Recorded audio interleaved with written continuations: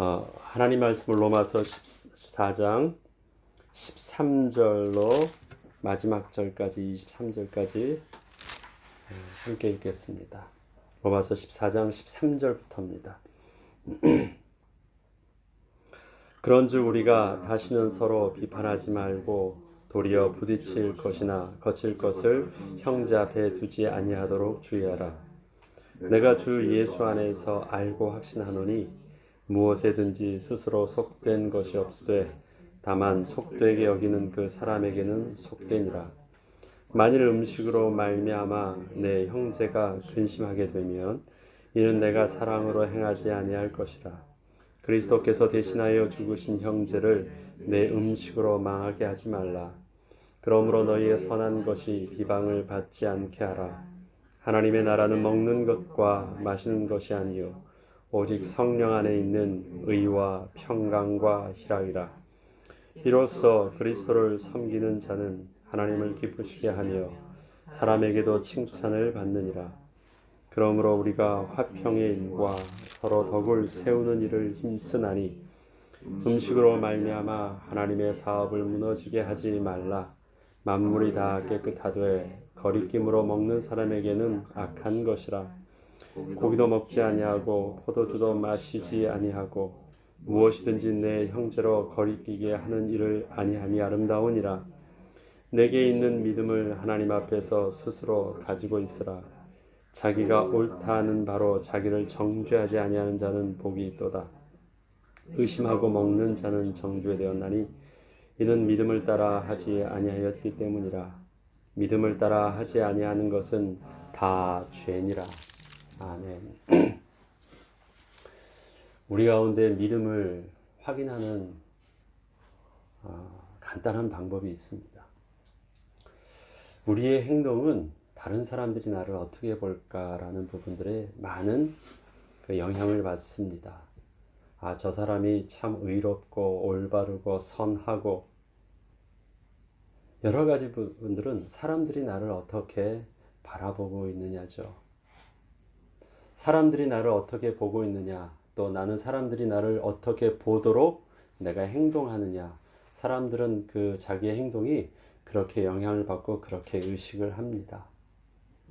근데 믿음의 속성은 사람들이 나를 어떻게 보느냐에 따라서 내가 믿음이 있는지 없는지를 내가 그들에게 들여다볼 수 없습니다. 믿음은 뭐냐면 내가 사람을 어떻게 보느냐가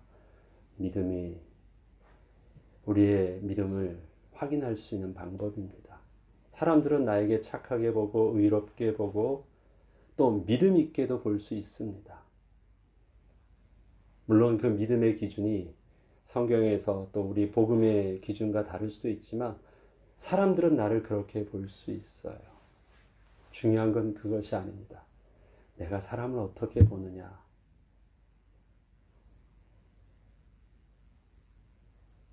나는 사람들 앞에 이렇게 인정을 받는데요. 내가 말은 다 표현하지 않지만 내가 보이는 그 사람들이요. 나와 다르게 보이고 또 내 기준에 맞춰서 볼 때 업신여기게 되고 비판되어지게 되는 그 어떠한 속성들이 내가 감히 사람들 앞에선 말을 그렇게 하지 못하고 표현하지 못한다 할지라도 내 스스로 사람들을 보는 그 기준이 내 이웃을 내 몸과 같이 사랑하지 아니하는 나를 보는 기준과 다르다고 하면 그것이 믿음이 올바른 믿음은 아님을 분명하게 봅니다. 로마서에서 말하는 분명한 사람을 공통적으로 보는 기준이 있습니다. 무엇이죠? 로마서 3장 23절에 모든 사람이 죄를 범하였음에 하나님의 영광에 이를 수 없다. 모든 사람이 하나님의 영광에 이를 수 있는 그 능력이 그 육신으로 있는 겉사람 안에는 아무것도 없다라는 것입니다. 그 가운데 내가 있고 그 가운데 상대방이 있습니다. 또 하나 있습니다. 하나님께서 천지를 창조하셨고 만물이 다 그의 지은 바 되었다라는 것입니다. 그것도 로마서에서 계속 표현하고 있는 하나님의 공통된 사람에 대한 분명한 인식입니다. 하나님의 지음받은, 하나님의 주권 속에 하나님의 선하신 의도 가운데 지음받은 인간이 다 죄를 범함으로 하나님의 영광에 스스로 이룰 수 있는 것이 없습니다. 우리는 그런데 그 눈을 가지고 비판하고 있는 것이에요. 비판하는 눈은 겉사람이 하는 것일까요? 속사람이 하는 것일까요? 비판하는 눈은 겉사람이 하고 있는 것입니다. 속사람은 생명입니다. 그 생명은 나의 것이 아닙니다. 하나님께 주어져 있는 성령 하나님의 비밀이 바로 새 생명입니다. 그러면 속사람과 겉사람이 싸운다고 하는 그 갈등은 어떻게 있습니까? 내가 성령의 인도함에 내가 순종하지 못하고 계속해서 내 죄성들이 그것을 반항하고 있는 그 나의 육신의 성향들이 우리를 계속해서 갈등하게 하는 것입니다. 그래서 비판하고 업신여기고 하는 모든 부분들은 다 겉사람 안에서 일어나고 있는 일들입니다. 오늘 로마서 14장 읽었던 본문 속에서 그러하게 믿음에 대한 부분들을 이제 다른 사람을 비판하지 말고 그 다음에 정죄하지 말고 여러 가지 행동에 대한 그 기준들을 말할 때요. 그렇게 비판하지 않고 정죄하지 않고 그렇게 하지 말라고 하는 판단과 선택적인 기준을 간단하게 하나의 기준을 통해서 정리해 주시는 말씀이 바로 15절입니다. 만일 음식으로 말미암아 내 형제가 근심하게 되면 이는 내가 사랑으로 행하지 아니함이라. 그 앞에 건 두고요. 이는 내가 사랑으로 행하지 그리스도께서 대신하여 죽으신 형제를 내 음식으로 망하게 하지 말라. 그 사람을 어떤 눈으로 보라는 거예요? 그리스도께서 대신하여 죽으신 자다. 그리스도께서 대신하여 죽으셨다. 하나님께서 그를 구원하여 주셨다. 하나님의 가장 소중한 결정은 그 희생을 바로 저 사람을 통해서 위하여 하나님께서 그 희생하셨다. 하나님이 저를 용서하셨고 받아주셨고 옳다 하셨고 그 다음에 아무것도 문제 삼지 않으셨다. 그것이 하나님이 지금 내가 비판하고 있는 그 형제를 향하여 보고 계시는 관점이고 예수 그리스도의 사랑의 관점이기도 합니다. 그 눈으로 보라는 것입니다. 또 이 말은 뭐냐면 나의 믿음은 뭐예요? 그리스도께서 나를 위하여 죽으셨다라는 것 아닙니까? 그것을 내가 믿음으로 인정하는 것이 의입니다.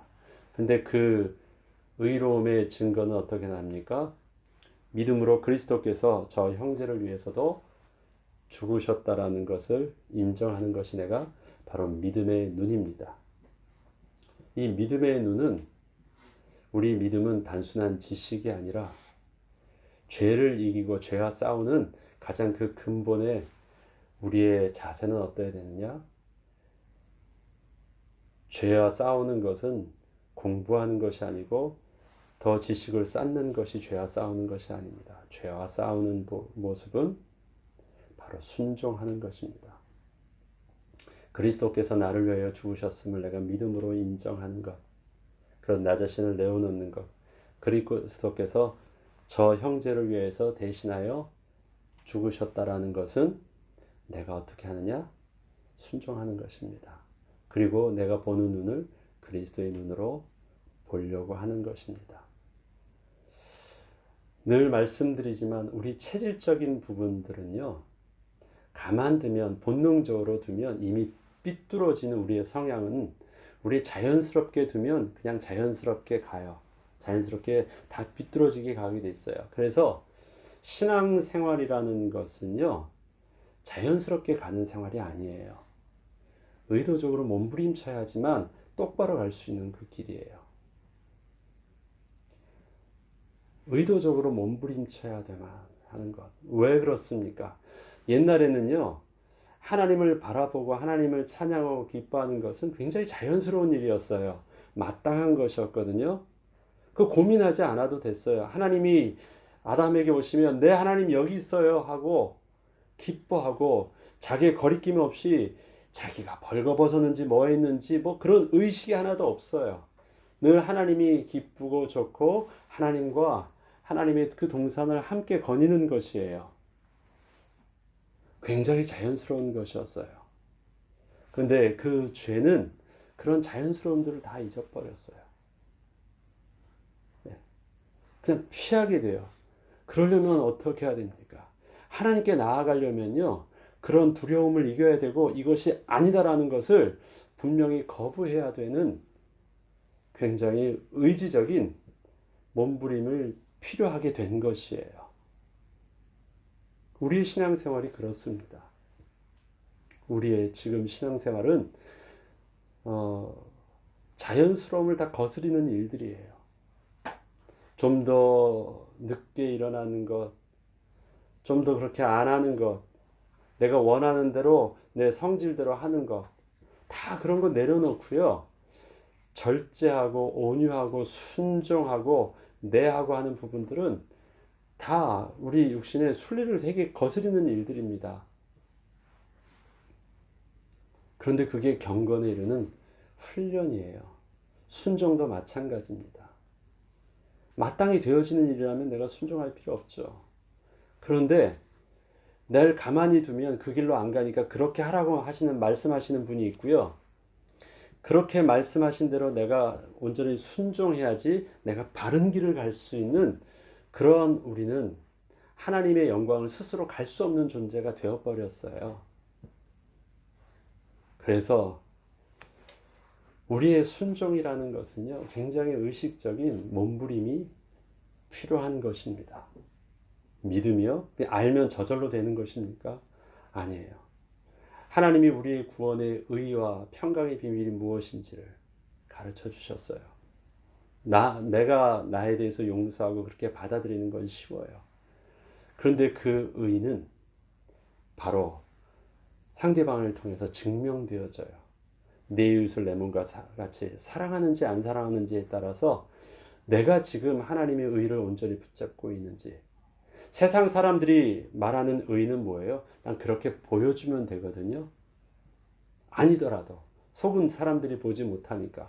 그러나 내 속은 내가 알 수 있잖아요.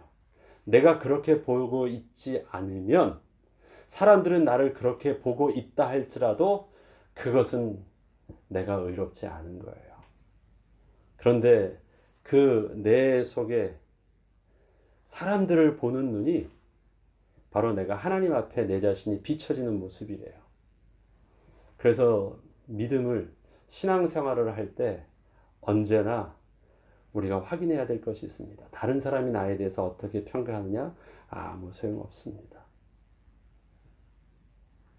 교회 안에서 오랫동안 존경받는 또 직분자로서 있어서 그것이 내가 하나님 앞에서 의로움을 나타낼 수 있는 어떤 나의 커리어가 되고 크레딧이 될 수 있습니까? 아닌 거 잘 알죠. 내가 사람을 어떻게 보고 있습니까? 내 몸과 같이 사랑한다. 내가 하나님 앞에서 죄인데 내가 하나님 앞에 은혜로 구원받았음을, 용서받았음을, 그래서 그것이 내가 오늘 감사의 이유가 되어져서 오늘도 하나님 앞에 예배할 수 있는 이유가 되어진다면 동일한 그 눈으로 하나님이 저들을 또한 그렇게 하나님의 의의 눈으로 바라보고 계시잖아요. 내 안에 생명의 열매가 작동하고 있다면 새 생명이 작동하고 있다면 하나님이 보시는 그 눈이 바로 나의 눈이 되어질 것입니다. 근데 그게 너무 힘들어요. 나에 대해서는 되어지는데 상대방에 대해서는 그렇게 안 된대요. 오늘 지금 그것이 오늘 본문에 나와 있는 부분들입니다. 다른 사람들을 정죄할 수 있는 너의 그 기준으로 너가 정죄되지 않으면 그것이 너에게 복이 되어진대요. 다른 사람들은 그렇게 말을 했는데 그때는 내가 컨디션이 좋을 땐 그렇게 됐는데요. 그것이 지금은 또 나한테 그것이 안 돼요. 그럴 수 있어요. 그래서 어저께까지는 내가 예를 들어서 뭐 헌금도 많이 할 수 있었는데 오늘 그렇게 할 수 없는 상황이 왔어요. 하려고 하니까 그게 마음에 막 걸려. 옛날엔 저 사람 11조 못한 거에 대해서 막 하고 나는 했다 그러는데 오늘은 내가 그렇게 못하겠어요. 그러면 그것이 오히려 다른 사람을 비판하던 것이 나에게 또 정죄함이 되어져요. 처음부터 아니었다라는 것입니다. 또 이런 것도 우리에게 있을 수 있어요. 한국 교회에 있어서 술, 담배라는 문제는 다른 나라의 그 문화와 또 그 안에 신앙의 생활 속에서 비교되어질 때 좀 특별한 환경 속에서 술, 담배 문제가 교회 안에서는 마치 죄처럼 그렇게 또 교회 안에서 올바른 안 좋은 것처럼 성경에서 한국 교회는 그런 어떤 정서적인 문화를 가지고 있습니다. 문제를 가지고 있습니다. 저는 술, 담배를 하지 않습니다. 그 옳고 그름의 문제이기잖아요. 저는 별로 그게 싫어요. 그것이 내게 종교적이고 내게 신앙적인 부분 속에서 거부하고 있는 것이 아니라 별로 나한테 안 좋아요. 좋은 것 같지도 않고 몸에도 안 좋고요. 그거를 하고자 하는 성향도 별로 없습니다. 그걸 가지고 제 어떤 내 의나 어떤 믿음을 드러내지는 않습니다. 그래서 저는요, 술, 담배 안 하는 것이 굉장히 쉽습니다. 원래 내가 싫어하는 거니까. 그거에 대해서 별 관심이 없는 것이니까요. 안 하는 것이 쉬워요. 그러나 그것을 습관적으로 해봤던 사람이나 그런 환경과 문화에 있던 사람이나 또 나중에 예수를 믿어가지고 이것은 내가 영적으로 유익하지 않아서 안 해야 되겠다는 사람이 있다고 봐봐요. 저한테는 쉬운 것이에요. 그런데 그 상대방에게 있어서는요, 다른 문화에서 살다가 이렇게 하려고 하는 것은 너무 힘들어요. 몇 번 더 결단하고 의지를 가지고 몸부림쳐야지 간신히 할 수 있는 어떤 부분들이에요. 그러다가 한번 힘들어가지고 한번 마실 수 있어요. 오해하지 않을 것은 제가 이 술, 담배 문제를 가지고 죄를 논하는 것이 아니라 성향에 따라서 그것을 내가 하고 안 하고 문제는요, 믿음의 문제와는 전혀 상관없는 그 개인의 취향과 개인의 문화적 배경과 습관에 따라서 굉장히 그 어떤 상황을 맞이하는 그 정도가 굉장히 다를 수 있다라는 거예요. 나는 하나도 고생하지 않아요. 그래 나는 술, 담배를 안 해요. 근데 그 문화권에서 하는 저 사람들은 죽어라고 지금 힘들고 있는데 그를 가리켜서 뭐라고 말할 수 있나요? 그건 믿음의 문제가 아니거든요. 제가 지금 술, 담배로 했는데 유대인과 헬라인의 경우를 보면 똑같습니다. 왜냐? 유대인들은 평생을요, 그런 구약에서 부정하다고 하는 음식들을 잘 안 먹었어요. 고기도 잘 먹지 않았어요. 그리고 그들의 삶이 굉장히 구별되어 있는 음식에 대해서 절제되어 있는 음식이에요. 고기도 먹어본 사람이 맛을 안다고요. 그렇게 안 먹어보던 사람들은요, 그 조도 별로 자기 음식이 아니었기 때문에 잘 취하지 않아요. 그런데 그런 문화 속에서 이방인들이 오거든요. 이방인들은 먹는 거에 대해서 별 상관없이 먹어요. 저도 성향이 고기가 돼지고기보다 소고기보다 돼지고기를 더 좋아해요. 그렇게 먹던 사람이에요. 같이 왔어요. 근데 고기를 먹으려고 하는데요, 유대 율법 속에서는 이게 뭐 부정하다라는 표현을 써요. 굳이 부정하다는 것까지 일부러 뭐 먹으면서까지 이제는 예수 믿게 됐으니까 먹으면서까지 뭐 싫은 거 할 필요가 없잖아요. 그런데 그것을 거리낌 없이 먹는 사람들에게요, 쓱 갖다 대면서 구약의 율법을 갖다 대면서 그거는 성경에 부정한 것이어서 툭 한마디를 해요. 그것이 유대인이 말하는 것이 아니라 유대인이었으면서도 기독교로 들어왔던 사람. 이러한 고민들은 사도들에게도 있었습니다. 베드로가 꿈에 꿨을 때요, 부정하다고 하는 이방인과 함께 음식을 나눈 것 자체도, 함께 식사를 하는 것 자체도 부정하게 보았거든요. 이런 여러 가지 표현들이 유대인들에게 있어서는 굉장히 특별한 게 아니었어요. 하던 거 계속 하는 것이었으니까. 그리고 그들의 삶은 원래 종교성 있는 삶이었기 때문에 기독교인이기 전에도요, 본래 가지고 있는 삶에 좀 신앙적인 깨끗함이나 더 정결함이 있었어요. 그것이 유대인의 이방인의 삶과는 처음부터가 비교가 좀 되어졌잖아요. 그러니까 그런 어떤 우월감을 가지고 이방인에서 기독교 온 사람들에게 은근히 자기가 가지고 있었던 과거에, 그 다음에 지금의 모습, 자기의 지금의 신앙적인 태도와 인격과 습관들을요, 은근히 우월하게 말하면서 너도 율법에 대한, 구약의 율법에 대한 부분들을 너희들도 해야 된다고. 마치 거기에는 할례도 있고 음식도 함부로 먹어서는 안 되는 것이고 날도 있고 절기도 있고, 이것을요 은근히 툭툭 얘기를 하면서 굉장히 이방인들의 모습들을 부끄럽게 해요. 그게 시험이 되게 하는 거예요. 자꾸 이 안에서 특히 음식의 문제는 유대인과 이방인의 문제 속에서는 아주 민감하게 힘들어하는 문제였습니다. 이방인들은 그렇게 가리는 것이 별로 없었거든요. 그게 믿음인가요? 내가 지금 안 먹는 건 믿음 때문에 안 먹고 있나요? 나는 습관적으로 별로 안 했었고요. 그렇게 나의 체질이 안 돼 있기 때문에 지금 안 먹는 거 쉬워요. 평생 그것만 있던 환경에 있는 사람들에게 그러면 어떡해요? 우리의 삶이 그럴 수 있어요. 나는 쉬운 것이 나랑 전혀 다른 환경과 문화에 살던 사람들에게는요, 그것이 굉장히 의식적으로 하지 못했던 행동일 수 있어요. 나는 어려서부터 교회를 다닐 때 그것이 복음이 아니더라고요. 아니면 어려서부터 부모님의 그 엄격한 또 환경 속에서 그렇게 훈련받은, 사대주의로 훈련받은 사람에게 있어서는요, 교회 안에서 조금 바꾸는 것, 그게 그렇게 어렵지 않게 스위칭 될 수 있어요. 그러나 그것이 근본적으로 굉장히 힘든 사람들도 있어요. 중요한 건 그것이 다 믿음이 아니라는 거예요. 올바른 예절과 인격과 발음은 될 수 있어요.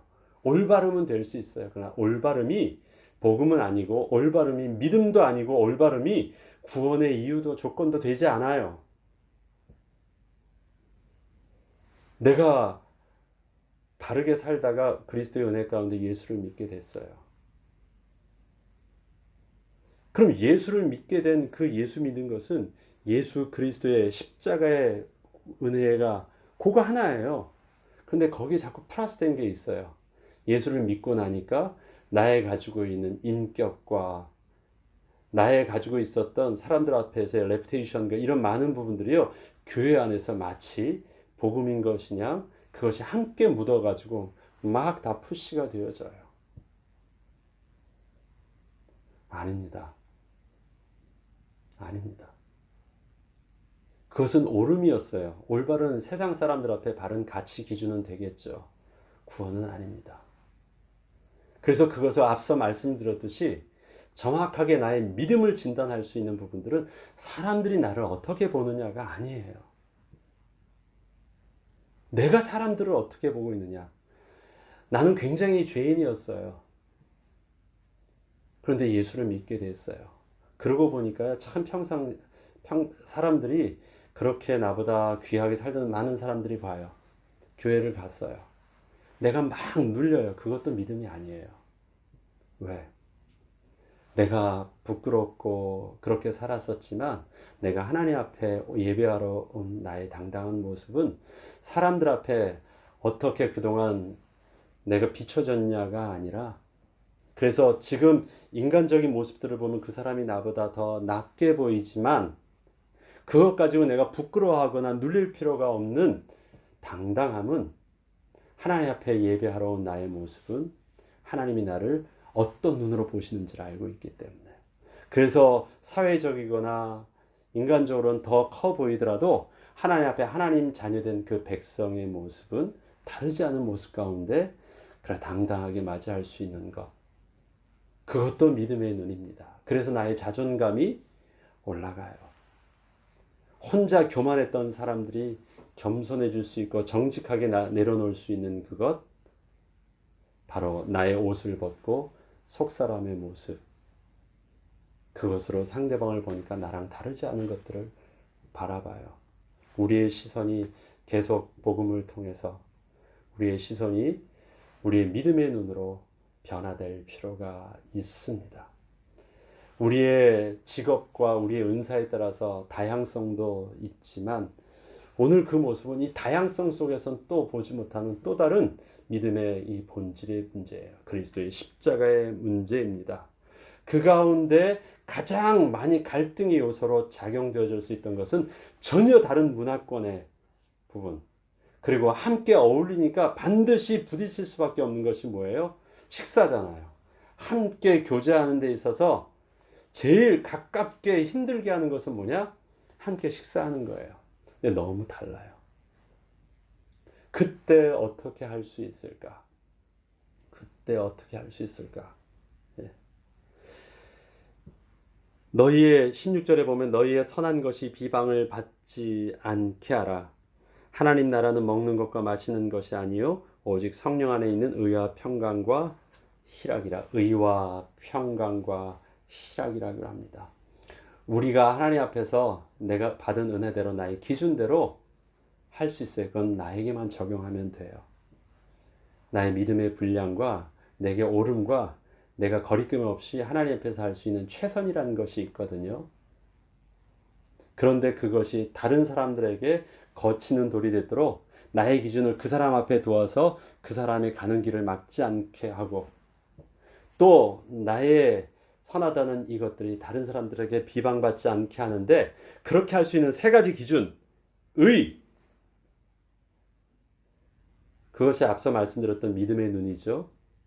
하나님 나를 무엇으로 의롭게 보고 계신가? 그런 그 기준으로 저들도 볼 수 있어야 됩니다. 평강, 의는 righteousness예요. 의, 기준에 맞는 것이고요. 평강은 peace입니다. 화목한 것이에요. 하나님과 우리와의 어떻게 해서 막힌 담이 풀려져 있습니까? 하나님과 예수님이 하나 된 것처럼 또 하나님이 우리와 하나 된 것처럼 또 우리를 통해서 저들과도 하나 될 수 있게 하셨던 하나님의 화목의 비밀들은 무엇이었습니까? 그 중간에 우리를 연결해 주시는 유일한 다리는 그리스도 외에는 없었습니다. 여러분, 똑똑하다는 것과 지혜롭다라는 것은 어떤 차이가 있을까요? 야, 저 사람 똑똑해.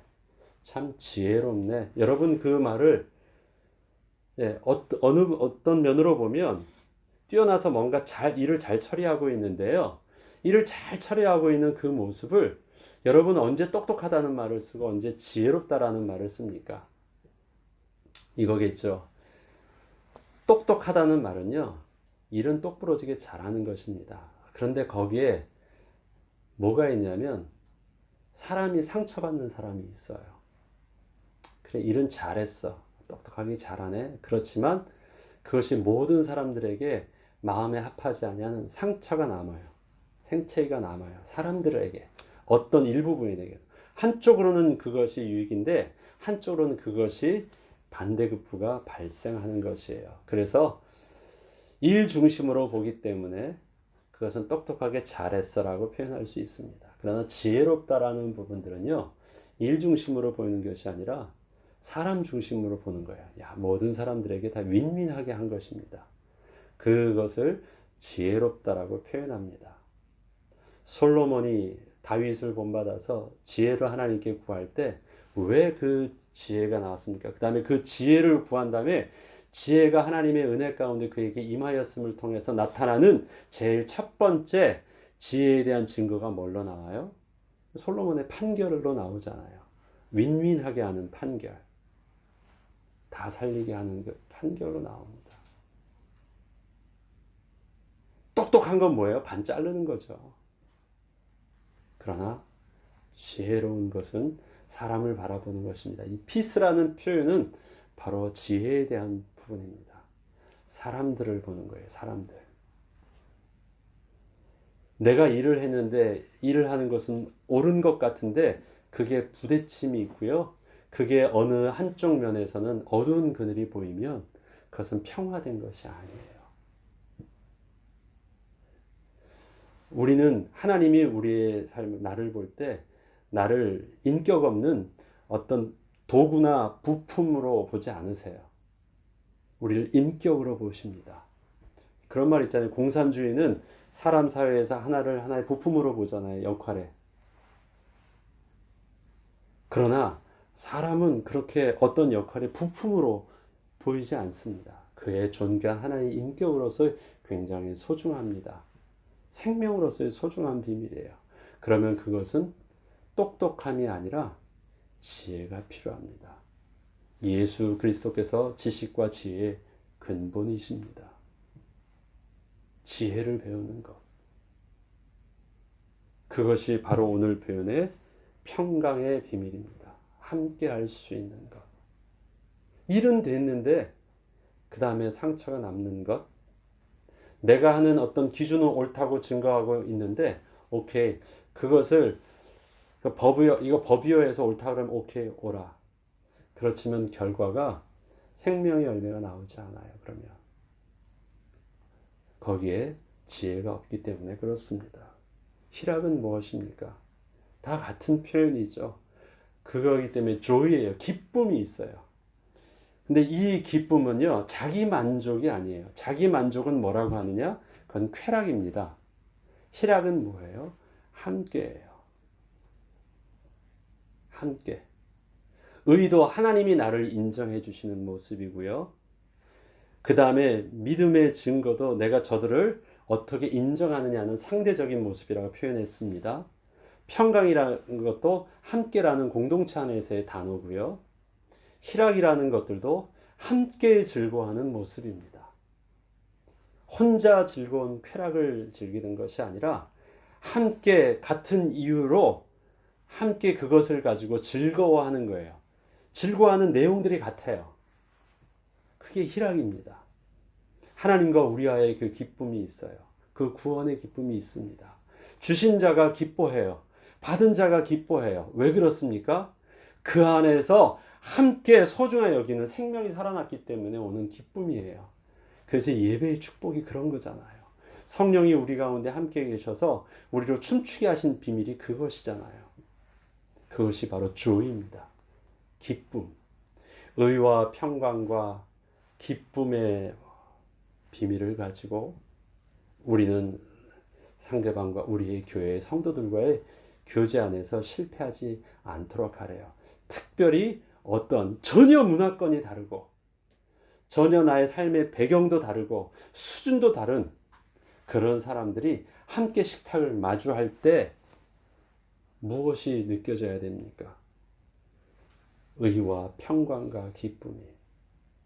그 식탁은 또한 예배도 하나님 앞에서 함께 드려지는 모습이기도 합니다. 오늘 본문의 말씀처럼 형제로 거리끼게 하는 거 단순히 비판하지 말라고 하니까 오케이. 내가 다른 사람 앞에 싫은 말 안 하고 다른 사람 앞에 그렇게 다른 사람 욕하지 않으면 되지. 그것을 말하는 것이 아닙니다. 비판하지 않아도 업신여기지 않고 나는 내 인격과 수준에서 아무도 다른 사람에게 그런 말을 하지 않는다 할지라도요. 하나님이 아시는 그 다음에 함께 형제와 함께 예배가 되어지지 않고 있는 모습은 하나님이 잘 아십니다. 우리에게 있어서 겸손은 정직함의 표현이지 우리가 낮아진 겸손이 아닙니다. 우린 정직함이에요. 내가 죄인이라는 것이 여러분 내가 은혜를 받았다라는 표현이 겸손의 표현입니까? 안 해도 되는데 많은 사람들 앞에서 그렇게 나를 자기 자신을 표현하는 것이에요. 정직한 것이에요. 내가 죄인이라는 사실들. 내가 하나님 앞에 감사한다라는 것은 정직함이지 겸손함이 아닙니다. 정직하다라는 것은 나를 그렇게 인정한 것이잖아요. 다른 사람들을 사랑하는 것은 여러분의 성품이 아니에요. 다른 사람들을 그렇게 바라보는 것은 여러분의 인격적인 수준이 아닙니다. 정직함이에요.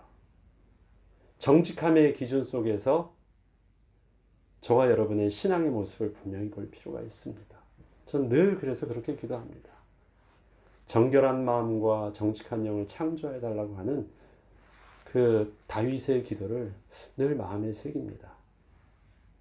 그래서 신앙생활을 목사인 척 하는 것이 아니라, 그리고 이런 척해서 그런 말투와 그런 행동들을 그렇게 하는, 그래서 훈련받아져 있는, 그 다음에 옷 입은 어떤 사람들 앞에 보여지는 그런 외형적인 어떤 것으로 그렇게 나 자신을 종교인으로 만들려고 하지 않습니다.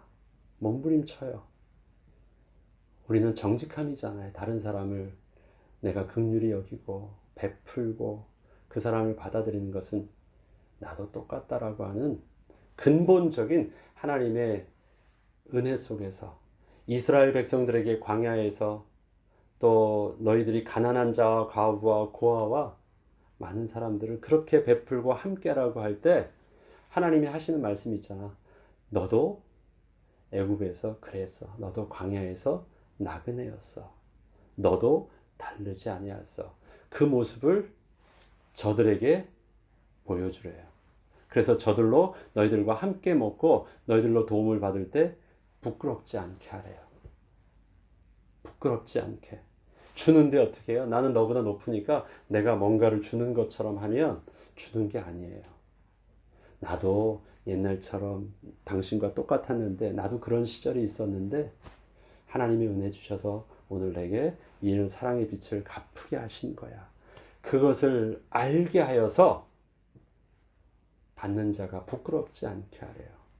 그게 우리의 신앙의 모습입니다. 오늘 본문의 말씀을 통해서 우리에게 그러한 은혜가 있기에, 또 그 가운데 성도 안에서의 우리의 가난한 자나 부한 자나 있는 자나 없고 또 더 배운 자나 없는 자나 인격으로 좀 나은 자나 부족한 자나 지금 예수를 믿게 된 자나 아니면 오랫동안 모태신앙을 한 자가 아무런 거리낌 없이 함께 예배할 때 의와 평강과 희락의 기쁨이 교회 안에서의 온전한 비밀이 되는 은혜가 있도록 우리가 기도하고, 그러한 또 주님의 교회 축복을 누리는 저와 여러분 되길 주 이름으로 축원합니다. 주기도문으로 마치겠습니다.